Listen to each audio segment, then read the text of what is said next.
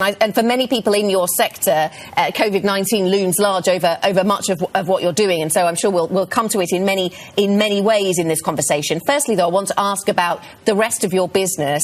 I talked there in the introduction about things returning to normal in the second half of 2021. Where would you see that as most significant for Novartis? Which are the treatments that are not happening now that you think will be happening much more in the second half of the year?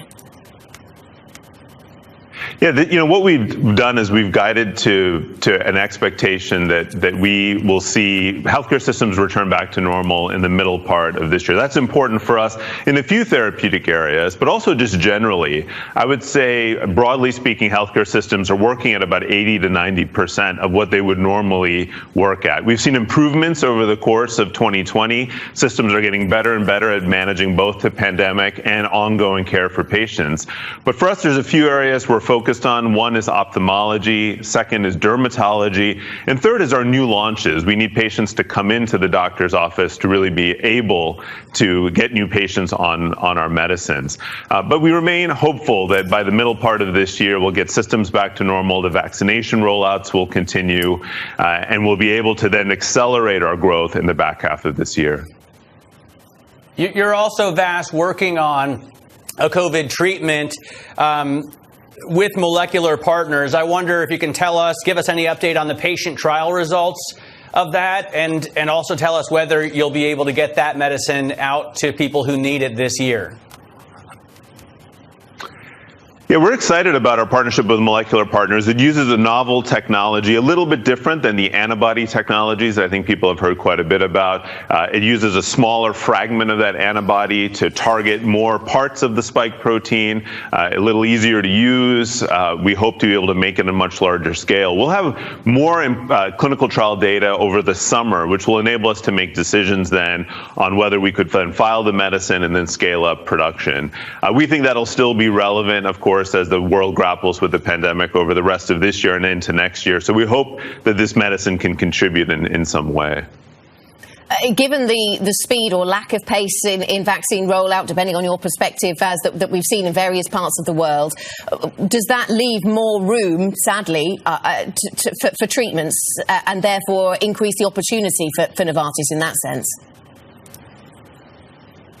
Well, we know that the vaccine rollout, of course, right now is focused on Europe, the U.S., and other developed countries. I think the opportunity is to hopefully bring a therapeutic that could be used broadly around the world while the vaccine scale-up continues, and then hopefully then vaccines will be available to much broader sets of populations. Certainly on my mind is making sure that patients in low and middle income countries and low income countries also have access to the best possible therapies and vaccines. I think, though, it is worth taking a step back and noting we have found a vaccine as an industry, particularly Pfizer and Moderna, but as well AstraZeneca and others, in record pace. And we're rolling that out in really, I think, in a remarkable way when I think you take the long arc of history. It feels a little bumpy right now, but I hope that over the course of this year, as the scale up really happens, people will appreciate the magic of modern medicine and the fact that we could tackle a pandemic in this way.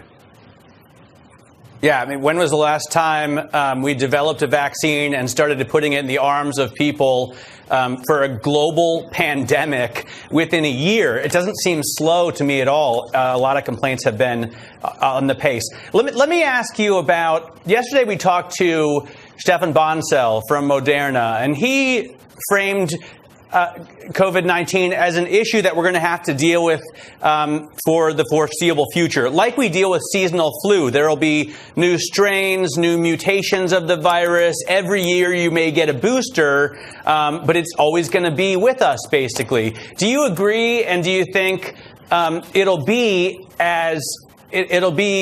less fatal like the seasonal flu? We'll be able to deal with it much better with treatments like the ones that you're developing with molecular? Look, I think first it's important we follow the science, and I think we don't know the answer as to how this virus will impact human populations in the longer term. I think we can draw important analogies from other coronaviruses. Coronaviruses do exist today, and they circulate typically as seasonal cold viruses. I think it's important also to note that viruses in general want to evolve to a situation where they don't cause harm to the host because the virus wants to continue to spread its genetic information as efficiently as possible.